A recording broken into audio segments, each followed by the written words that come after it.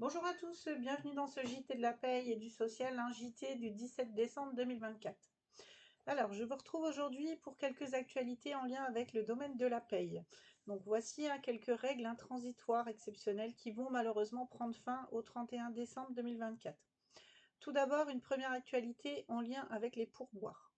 Donc, les pourboires, avant la censure du gouvernement Barnier, le Sénat avait voté plusieurs amendements de manière à pouvoir permettre à ce que les pourboires soient exonérés fiscalement et socialement.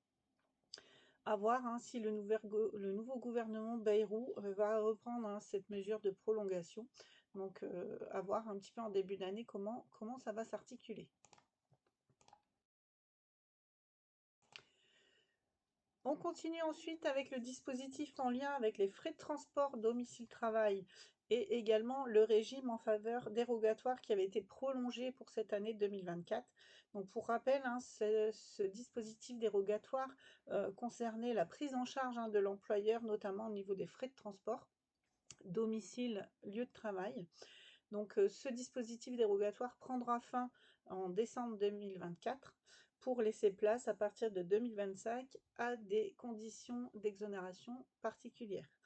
Pour rappel, à partir de janvier 2025, la prime de transport sera assujettie à une limite maximale de 600 € par an et par salarié. Il y aura également une limite par rapport au forfait mobilité durable qui sera également de 600 € par an et par salarié. Les indemnités kilométriques pour l'utilisation de son vélo sera limitée quant à elle à 700 € par an et par salarié.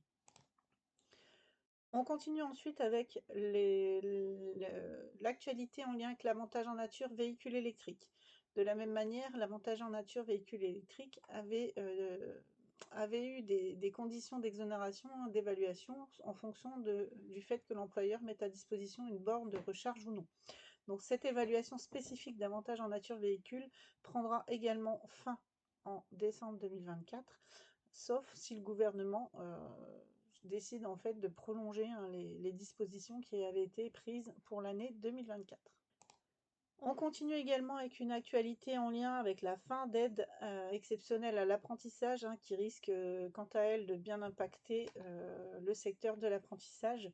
Donc pour rappel, en 2024, l'aide exceptionnelle de 6 000 € par an maximum avait été prolongée. A priori, ce serait la fin pour cette année 2025, à voir si le gouvernement Bayrou va prolonger cette disposition ou non. Affaire à suivre. On continue sur une actualité en lien cette fois-ci avec la protection sociale complémentaire concernant les cadres. Donc fin juillet 2021, un décret avait été adopté en lien avec l'Agirc-Arrco qui prévoyait de définir deux catégories spécifiques selon deux critères. Donc le critère 1, ce serait le statut de cadre et non cadre, et le critère 2, ce serait également les tranches de rémunération. Les entreprises avaient jusqu'au 31 décembre 2024 pour se mettre en conformité et mettre en conformité les accords collectifs d'entreprise qu'elles pouvaient avoir en ce sens. Cette obligation de conformité prend forme et est actée pour le 1er janvier 2025. Donc vérifiez bien vos contrats collectifs si c'est le cas. On va parler SMIC maintenant. Vous le savez, le 1er novembre 2024, le SMIC a augmenté pour passer de 11,65 € brut de l'heure à 11,88 € de l'heure.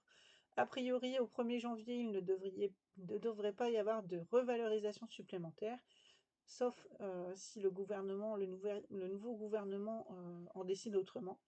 Donc, ce qui porte aujourd'hui un SMIC à 1801,80 € brut. Et puis on va terminer par une actualité en lien avec les IJSS, maladie, donc indemnité journalière de sécurité sociale. Donc jusqu'alors, pour pouvoir calculer les indemnités journalières de sécurité sociale dans le cadre d'une maladie non professionnelle, il fallait prendre en compte les 3 derniers salaires bruts dans la limite de 180% du SMIC. A priori, il serait prévu d'abaisser cette limite de 1,8 fois le SMIC à 1,4 fois le SMIC. Cela à partir du 1er janvier 2025. En effet, un décret du 29 octobre 2024 a été proposé à la sécurité sociale, à voir si le nouveau gouvernement continue en ce sens. Une dernière actualité en lien cette fois avec les titres restaurants. Donc les titres restaurants en 2024, il était possible de les utiliser dans les magasins pour tout produit alimentaire. Donc ça faisait effet suite à une loi, une proposition hein, d'alléger un petit peu ce secteur.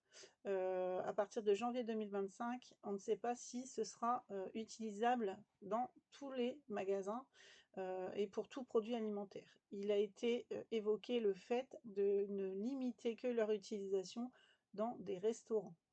Donc affaire à suivre, hein, c'est vraiment le gouvernement qui va pouvoir mettre en ordre toutes ces dispositions qui restent un petit peu sur le feu. Donc n'hésitez pas, restez vigilants, hein, regardez régulièrement le Padlet, hein, l'actualité hein, qu'on vous met à disposition sur le Padlet de veille. Et puis je vous dis à bientôt.